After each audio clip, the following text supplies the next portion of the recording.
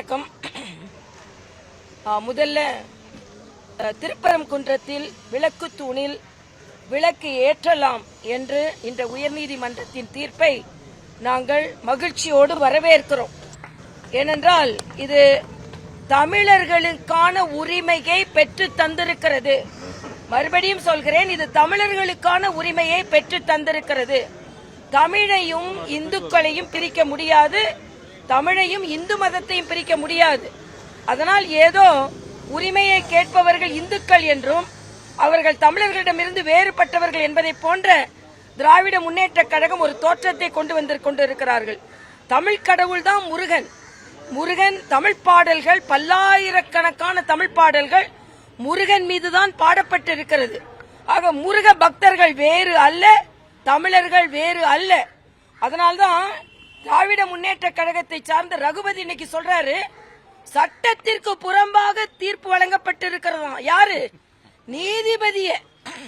நீதிபதி ஆதாரத்தோடு விளக்கேற்ற ஏற்பாடு செய்திருக்கணுமா? ஆதாரத்தை படிக்காமல நீதிபதிகள் தீர்ப்பு சொல்கிறார்கள்.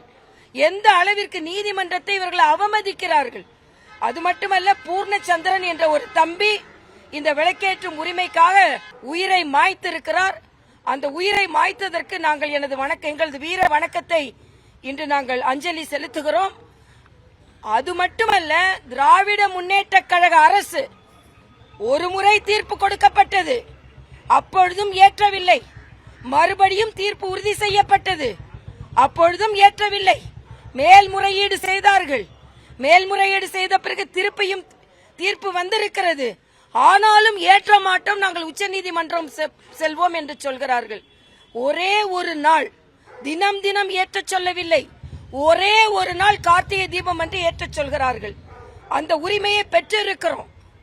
அது மட்டும் இல்ல, ஒரு மதத்திற்கு அனுமதியை மறுத்துவிட்டு ஒரு மதத்தை சார்ந்தவர்கள் சென்று விளக்கேற்றினால் சட்ட ஒழுங்கு பாதிக்கும் என்று சொல்லிவிட்டு இன்னொரு மதத்திற்கு அனுமதியை கொடுப்பது எந்த விதத்தில் நியாயம்?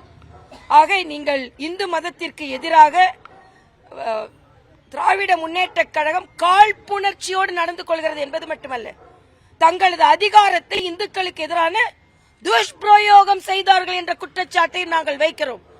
அதனால் இன்று மாநில அரசிற்கு நீதிமன்றம் கண்டனத்தை தெரிவித்திருக்கிறது. ஆன்மீகத்தை இன்று அரசியலாக்கியதற்கு கண்டனத்தை தெரிவித்திருக்கிறது. நீங்கள் ஒரு பதற்றத்தை அரசாங்கம் தான் ஏற்படுத்தி இருக்கிறது என்று சொல்லி இருக்கிறார்கள்.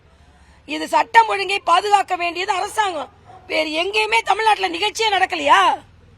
எல்லா இடங்களிலும் சட்ட ஒழுங்கு பாதுகாப்பை வைத்து நீங்கள் நிகழ்ச்சிகளை தடுக்கிறீர்களா? இல்லை. ஆக இந்த பாராபட்சமான போக்கு கடுமையாக கண்டனத்திற்குரியது. நிச்சயமாக இந்த அரசு வெளியேறும் வரை எங்களது போராட்டம் தொடரும்.